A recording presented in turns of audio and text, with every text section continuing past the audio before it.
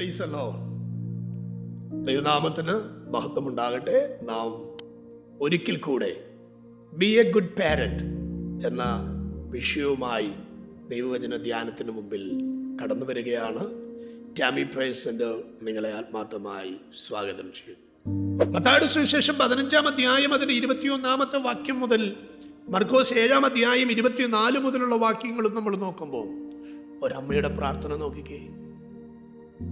പൈശാചിക ബന്ധനത്താൽ പിടിക്കപ്പെട്ട് അസ്വസ്ഥത അനുഭവിച്ച് വീടിനകത്ത് കഴിയുന്ന ഒരു തലമുറയ്ക്ക് വേണ്ടി വീട് വിട്ട് ഓടി നടന്നു വഴിയോരത്തിൽ ചെന്ന് വിശ്വാസത്തിന്റെ ആഴം പറഞ്ഞു തന്നെത്താൻ താഴ്ത്തി ഒന്നുമില്ല കർത്താവേ എന്ന് സമർപ്പിച്ച് ഒരമ്മയുടെ നിലവിളിയാണ് പൈശാചിക ബന്ധനത്തിൽ പിടിക്കപ്പെട്ട ഒരു തലമുറയെ പുറത്തെടുത്തത് എന്ന് മത്തായിയുടെ സുവിശേഷവും മർക്കോസിന്റെ സുവിശേഷവും നമ്മെ അവിടുന്ന് പഠിപ്പിക്കുന്നു. അങ്ങനെങ്കിൽ എന്നെ കേൾക്കുന്ന മാതാവേ, ഏതെങ്കിലും വിഷയത്തിൽ നിന്റെ തലമുറ ഒരു പൈശാചിക ബന്ധനത്തിൽ പിടിക്കപ്പെട്ട് കിടക്കുന്നെങ്കിൽ ഇന്ന് ഞാൻ ആത്മാർത്ഥമായി പറയാം, നമ്മെ നമ്മുടെ തലമുറയെ അതിൻ്റെ അകത്തു നിന്ന് വിടുവിച്ചു മാനിപ്പാൻ സ്വർഗത്തിലെ ദൈവത്തിന് സാധിക്കും. അത് നമ്മുടെ പ്രാർത്ഥനയാൽ. വിശ്വസിക്കുക, പ്രാർത്ഥന വൃഥാവാകുന്നില്ല. വിശ്വസിക്കുക, ദൈവിക പദ്ധതികൾ വൃഥാവാകുന്നില്ല. വിശ്വസിക്കുക, കർത്താവിൻ്റെ കരം കുറുകിപ്പോയിട്ടില്ല. അപ്പൊ നോക്കിയേ, തലമുറകൾക്ക് വേണ്ടി നമുക്ക് ചെയ്യാൻ പറ്റുന്ന ഏറ്റവും വലിയ കാര്യം എന്നാണ്? ഒന്ന്, പ്രാർത്ഥിക്കുക. തിരുവചനത്തിൽ എത്രയോ പേർ തലമുറകൾക്ക് വേണ്ടി പ്രാർത്ഥിച്ചു. കർത്താവ് ആരുടെയും പ്രാർത്ഥന കേൾക്കാതെ പോയില്ല, ആരുടെയും പ്രാർത്ഥന തള്ളിക്കളഞ്ഞില്ല. മരുഭൂമിയിൽ കിടന്ന് പ്രാർത്ഥിച്ചാലും, വഴിയോരങ്ങളിൽ കിടന്ന് പ്രാർത്ഥിച്ചാലും, ഭവനത്തിനകത്തിരുന്ന് പ്രാർത്ഥിച്ചാലും, ആലയത്തിനകത്തിരുന്ന് പ്രാർത്ഥിച്ചാലും സ്വർഗം പ്രാർത്ഥന കേൾക്കും.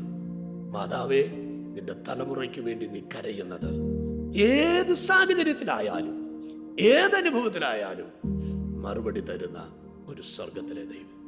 നമ്മൾ എത്രയോ സാക്ഷ്യങ്ങൾ കേട്ടിട്ടുണ്ട് അല്ലേ?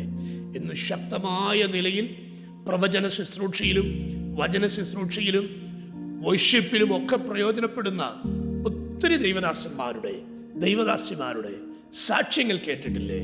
പിറകിൽ കരഞ്ഞു പ്രാർത്ഥിച്ച ഒരമ്മയുടെ കണ്ണുനീർ, പിറകിൽ ഒത്തിരി സ്നേഹത്തോടെ പ്രാർത്ഥിച്ച, വാത്സല്യത്തോടെ പ്രാർത്ഥിച്ച ഒരു പിതാവിൻ്റെ പ്രാർത്ഥന ഇന്ന് ആ തലമുറകൾ ശക്തമായി ദൈവരാജ്യത്തിന് പ്രയോജനപ്പെടുകയാണ്.